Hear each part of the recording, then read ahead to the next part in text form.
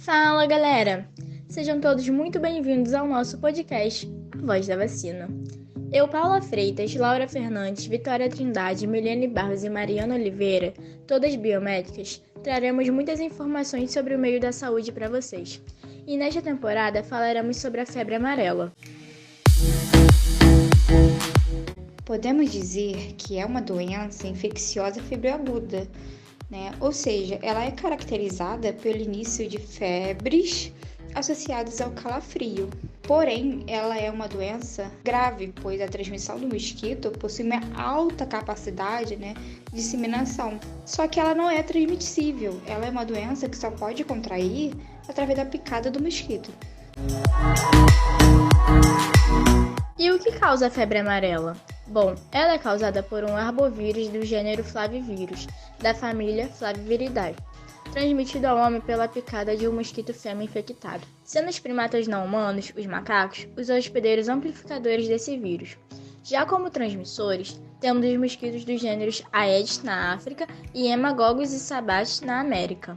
Esses vetores possuem como característica a atividade diurna na hora de picar. E em casos virêmicos, o seu período de infecção varia de 9 a 12 dias, estando prontos para a transmissão. Nos humanos, o tempo de incubação do vírus após a picada varia de 3 a 6 dias, podendo chegar até 10. A febre amarela tem sim cura, e em casos mais simples os sintomas cessam em poucos dias. Geralmente, o tratamento é iniciado em caso de suspeita clínica, devido à demora nos resultados dos exames laboratoriais. Em casos graves da doença, é recomendada a internação do paciente por conta do tratamento medicamentoso existente somente em hospitais. Ainda não possuímos medicamentos específicos para a febre amarela, então esse tratamento é feito para combater os sinais e sintomas do paciente e varia de acordo com as manifestações clínicas. São indicados analgésicos, antitérmicos e antieméticos para controlar possíveis náuseas ou êmeses causadas pelo uso constante desses outros medicamentos. A febre amarela costuma ser leve ou moderada em grande parte das pessoas. As primeiras manifestações aparecem depois de 3 a 6 dias da picada. Em certos casos, podem demorar até 15 dias mais ou menos para aparecer.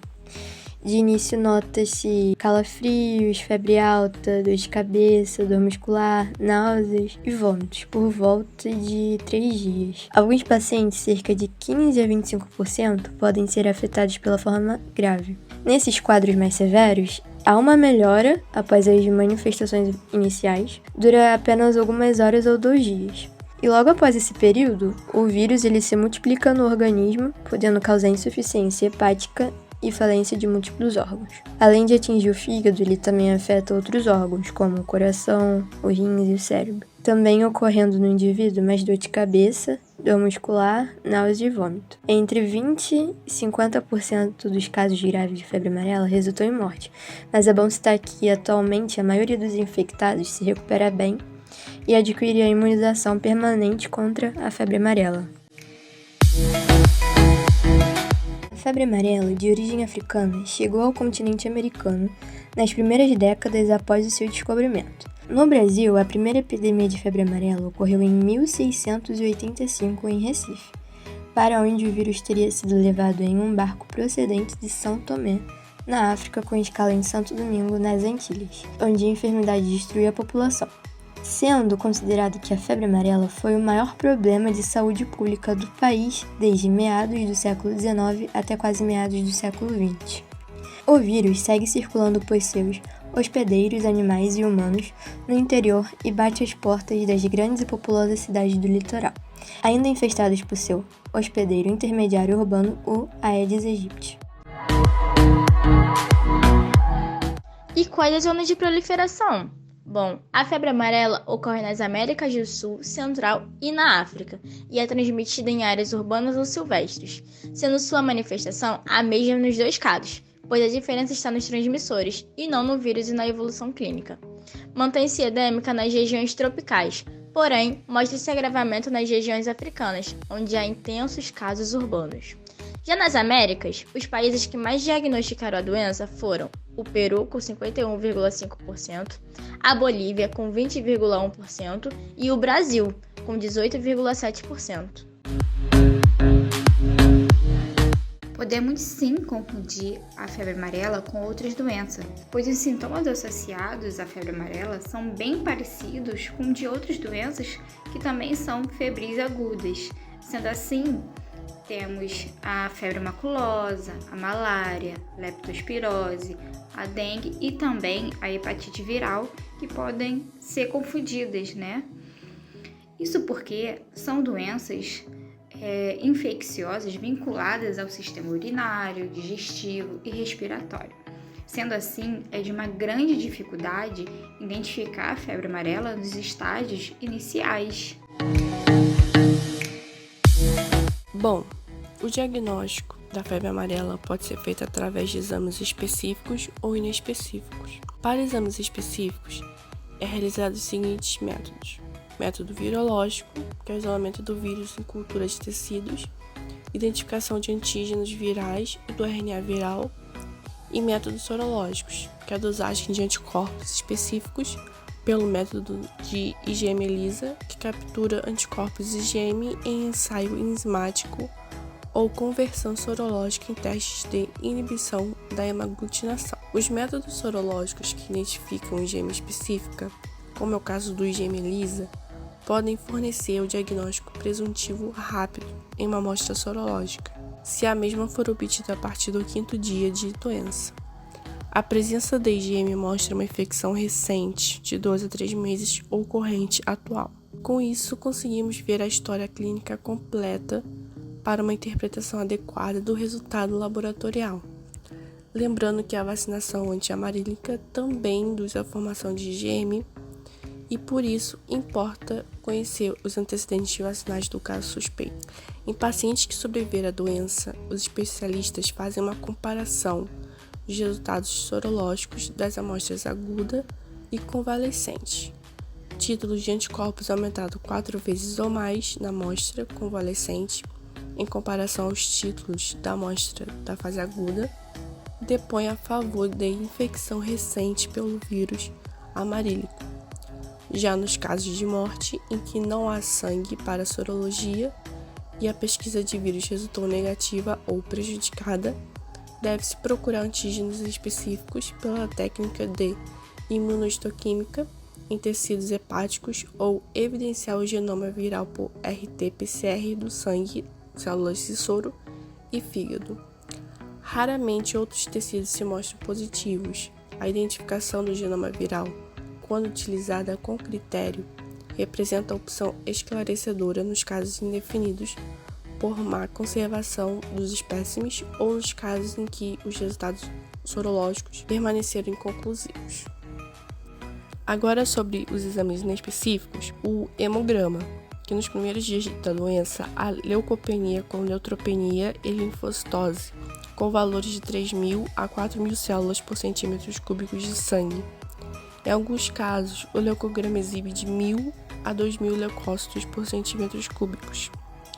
À medida que o quadro vai piorando, a leucopenia aumenta, salvo nos casos em que ocorre infecção bacteriana, em que há inversão da tendência, e o leucograma fornece contagens de 15.000 a 20.000 leucócitos. A série vermelha usualmente se encontra normal, salvo nos casos com sangramento grave em que há queda do hematócrito e da hemoglobina. As plaquetas geralmente se encontram com valores em torno de 50.000 centímetros cúbicos de sangue, mas podem apresentar valores ainda menores. Diversos fatores de coagulação são consumidos e, quando dosados, apresentam-se alterados. Os mais consumidos durante a infecção amarílica são a protombina, o fator 8 e a tromboplastina. Portanto, os tempos de sangria e de coagulação prolongam-se. No exame de urina se observa a presença de bilirrubina e de hemácias. Mas o que mais chama atenção é a proteinúria.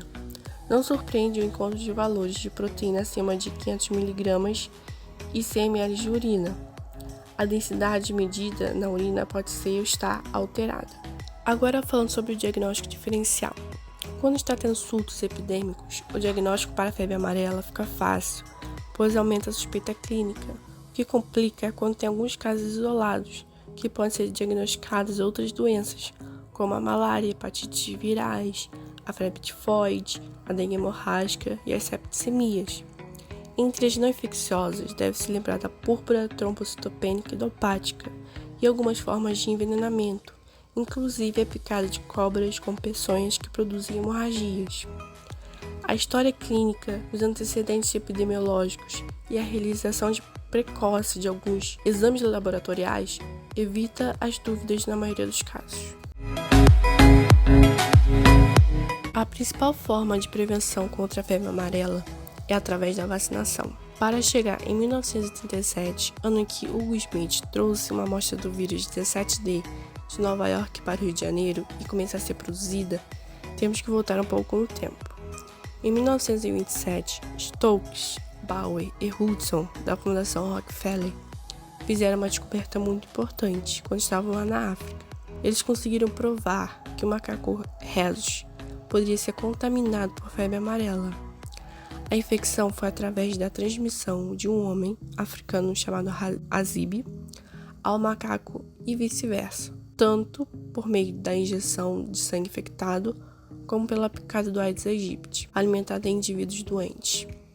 Na época, foi noticiada pelo Montreal Gazette, um jornal do Canadá, com a seguinte nota: o Dr. Thomas acaba de conseguir pela primeira vez a inoculação de um chimpanzé com a febre amarela por meio da mordedura de um mosquito que previamente picou um ser humano infectado com a doença.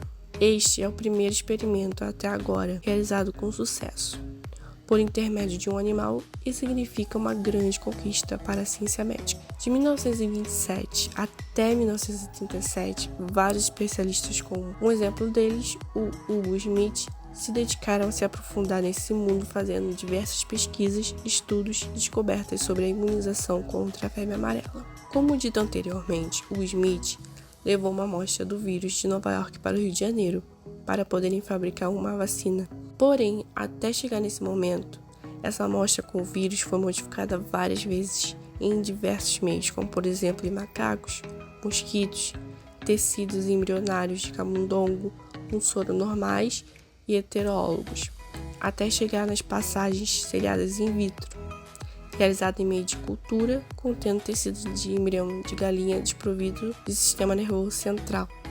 Esse então tinha reduzido grandemente suas afinidades viscerotrópicas e neutotrópicas, conservando suas propriedades imunizantes.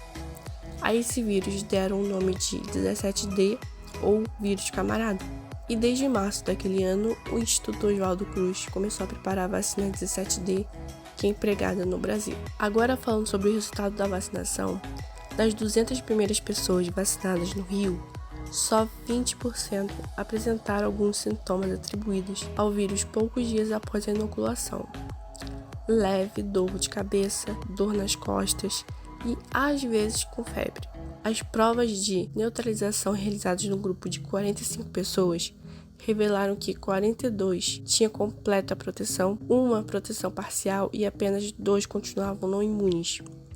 Em junho de 1937 foi iniciada a vacinação em grande escala em Varginha, no sul de Minas Gerais, com os melhores resultados, o que levou os dirigentes do Serviço de Febre Amarela a estenderem a vacinação com o vírus 17D a outros estados.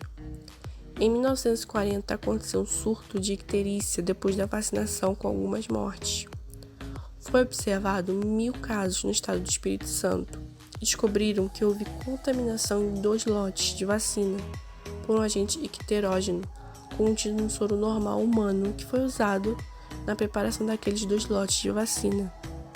Essa contaminação também aconteceu nas Forças Armadas dos Estados Unidos em 1942. Esses acidentes levaram as autoridades sanitárias a interromper temporariamente o programa de vacinação, enquanto os investigadores tentaram aperfeiçoar os métodos de preparo da vacina e de eliminar a possibilidade de sua contaminação.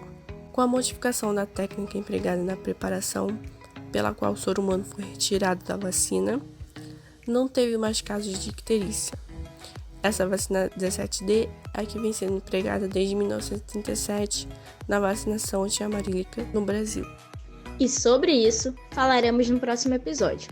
Por isso, siga nosso podcast em todas as plataformas e não deixem de ativar o sininho para acompanhar em tempo real o nosso bate-papo aqui no Voz da Vacina, um podcast sobre febre amarela.